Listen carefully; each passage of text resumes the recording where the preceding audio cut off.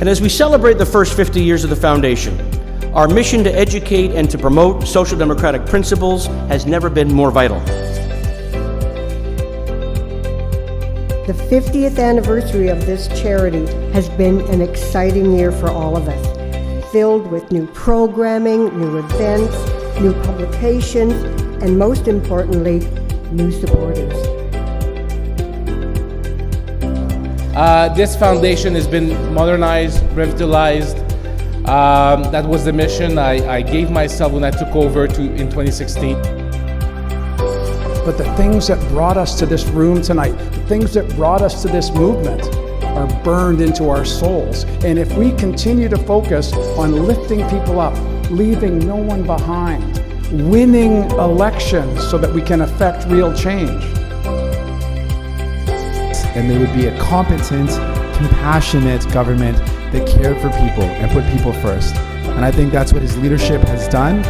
That's what he's shown people. We launched the Alexa McDonough Women's Leadership Center to finally tell the stories of social democratic women leaders, of victory and triumph and success.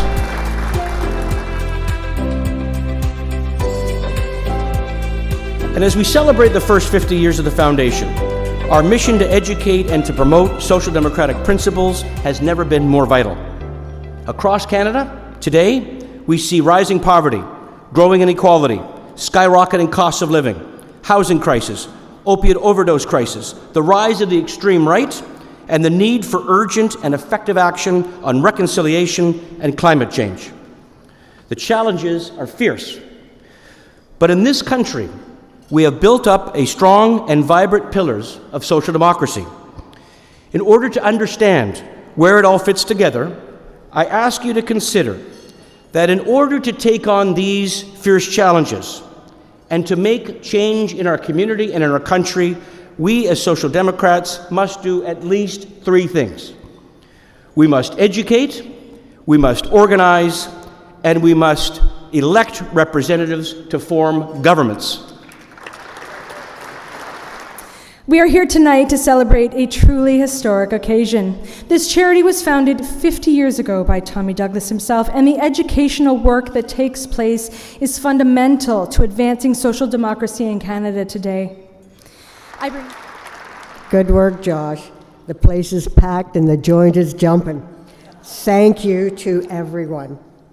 However, the 50th anniversary of this charity has been an exciting year for all of us, filled with new programming, new events, new publications, and most importantly, new supporters. I'm so glad all of you could share in this celebration tonight. This foundation has been modernized, revitalized. That was the mission I gave myself when I took over in 2016. In huge part because of Doug Massey's insistence that I should step up. I will always thank you and curse you, Doug Massey, but thank you very much for giving me a chance to serve this foundation and step in the footstep of and fill the shoes of Tommy Douglas. It's a great honor. I want to talk about a couple of things that people should know about Premier Horgan. He is someone that has always been rooted in his community. He is very proud that he serves the riding of Langford-Wandafuka, that he changed the face of the New Democratic Party. He showed really clearly that you could vote for New Democrats and they would be a competent, compassionate government that cared for people and put people first. And I think that's what his leadership has done. That's what he's shown people and really transformed the view of New Democrats. Loan for students, interest-free for students in the BC province, childcare, a leader on bringing in childcare that's affordable, student housing, built hospitals, put in place a primary care network system, card check certification under the BC NDP, yes. And not surprisingly, soon after card check was brought in, I met with these incredible young workers at a Starbucks that were able to organize and join a union because of that change, immediately making it easier for workers to be able to have that power to join a union. So we saw that work right away. there were healthcare workers, mostly women, many racialized, in the HEU, that were fired and they were contracted out by the BC Liberals. That has been repatriated. Those workers are coming back to the public fold, and legislation was recently passed around this, so that's a huge win for workers, for women, for racialized workers. So,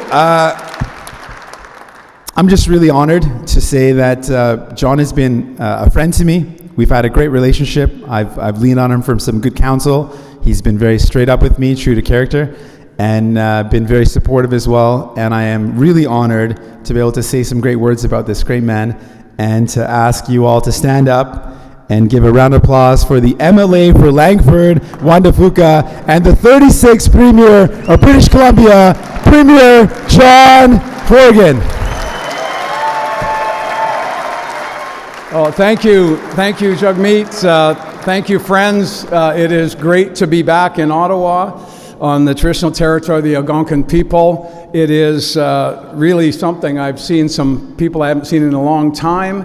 I started working here in 1986. I'm glad that Carl was able to remind me of my successes in the hockey pool at the local bar. Thank you for that. That was a distraction, Ed. We were working all the time, I assure you. If you make a commitment, you need to stick with it, and I've been doing that ever since, not just to support Ian, but to support this great movement that I'm so proud to be part of. I came to my social democracy not through family lineage, but through happenstance and accident, which I think is the best way, quite frankly, to become a social democrat. And that government, of course, and as Jagmeet said, is the first government in Canadian history to have more women than men in the caucus, not just the cabinet, but in the caucus.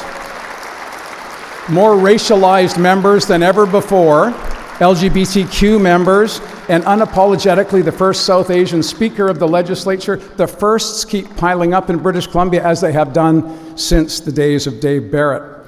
Through winning an election, that we actually get to mess with the levers of power. Jagmeet talked about a couple of the things we've been able to accomplish in British Columbia. You saw Rachel earlier on, and the extraordinary things that happened in Alberta. Another, holy cow, did that really happen moments. And it's going to happen again. It's going to happen again. So, in order to affect the change that we all want to see for ourselves and our families and our communities, we need to win elections. And how do we do that? We don't have existential debates with buildings.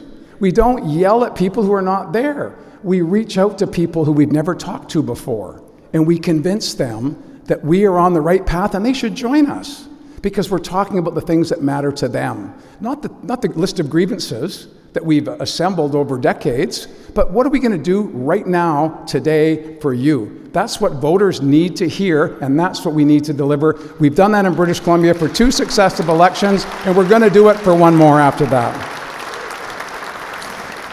So one of the first things we did as a government was waive tuition fees for former kids in care and ensured that they had a place to live until they were 26 years old. Little tiny investment, transformative for people's lives. Of being in government allowed us to put in place 5, not 10, but 5 permanent paid sick days for every worker in British Columbia. Not because it was our responsibility to do it, but because it was the right thing to do. It wasn't there before, it is there now because British Columbians elected a social democratic government. That's the power of forming government. But the things that brought us to this room tonight, the things that brought us to this movement, are burned into our souls. And if we continue to focus on lifting people up, leaving no one behind, winning elections so that we can affect real change, this movement will not just thrive and prosper, it will be the dominant political force in Canada. I say all the time that British Columbia is full of New Democrats, they just don't know it yet, and I believe Canada is the exact same way. All of you need to go back to where you come from and say to your neighbors, say to people you've never talked to before, have you thought about the NDP? And when they start down their recitation of liberal and conservative talking points, say, oh yeah, that's just politics. But what about your family? What about your kids? Is your mom and dad got a place to go when they can't stay in the house anymore? Who's thinking about that for you? New Democrats are thinking about that. Who's thinking about how we're going to get through these challenges of climate change, these challenges of disruption and dislocation in our social institutions? New Democrats are going to do that. Is that you need to win elections. You need to work harder than you've ever worked before in your community. The next time there's a running of the reptiles, you have to pick the right team and you have to be there for them, not just on election day. And this is particularly for women candidates. It's not good enough to just say, well, I voted for the woman candidate. You have to support the woman candidate.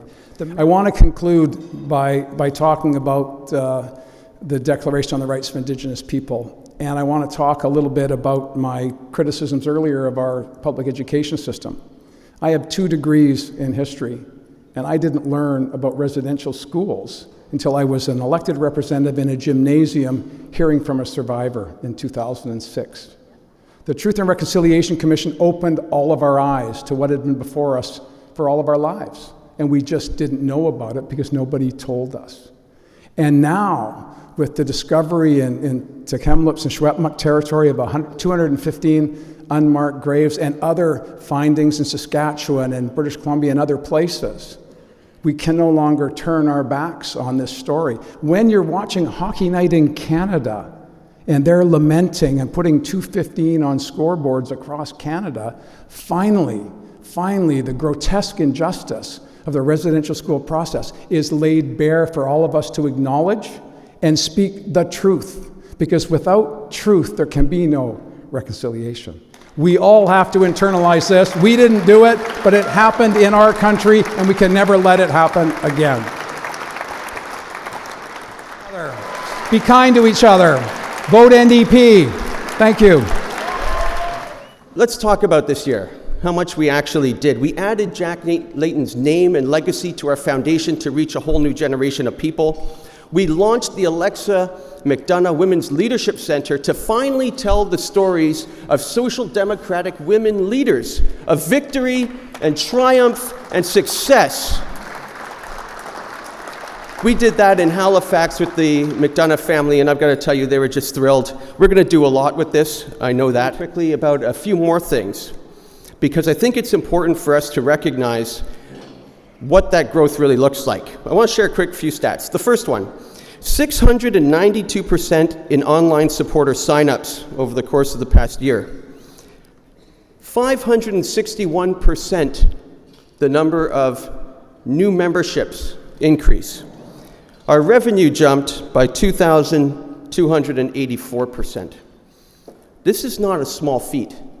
This is thanks to supporters like you from all across this country who believe in social democracy, who believe in education, and believe in the same values that you, I, and all of our founders believed in. It also is a real testament to how busy we've been. I think Tommy would be very proud of what we've all been able to do here tonight. So look, I've got a couple of announcements that I want to make, and then we're going to wrap this up. As you heard from Premier Horgan, we are establishing the Dave Barrett Lecture at the University of Victoria this spring. But that's not where it ends. That is where it begins. Because in fact, I'm very proud to announce that we are actually establishing a lecture series across the country at 4 different universities. I'm very excited about this because this is a big deal. These are not one-offs. This is an annual event. So we have the Dave Barrett Lecture at the University of Victoria. We have the Blakey Knowles Wordsworth Lecture at the University of Winnipeg. The David Lewis Lecture at the University of Toronto. And out on the East Coast in Halifax at Mount St. Joseph University, the Alexa McDonough Lecture. Now, the reason this is so important is because these events enable us to get on the ground, to be in places of learning, in campuses, where people are developing their values, where they're working through their education. We need to be on the ground in these places. This, I know, is an ambitious plan, But believe me when I say it's only going to grow from here. And as Brad said, we're going to need all of you to help us pull it off. We do have very ambitious plans again for this year. If you know me, that's how I like to operate. Beyond the lecture series, we're going to have more events. We have a brand new research project that you're all going to be notified of. We're going to do a little bit of a special announcement because I think you'll all be pretty proud with where we're headed with our research next year. So please stay tuned. Of note, and I want everybody here to do, you can do this right now, send yourself an email or put it into your calendar. We're going to meet here again in Ottawa for dinner next year. This dinner is not a one-off. This is the first of very, very many to come. So please be sure to do so. The last thing I want to do, my last piece of business, is I need to say thanks to all of our 50th anniversary partners. Your annual support of our foundation is what makes the gears work. It's what fuels everything that we do. We need you to step up and help us, and you have, and I want to thank all of you. We can't move forward without this level of support, and everybody who's come out to really partner up with us this year, we've just been so grateful. So on behalf of our board of directors, thank you to all of our 50th anniversary partners from the bottom of my heart.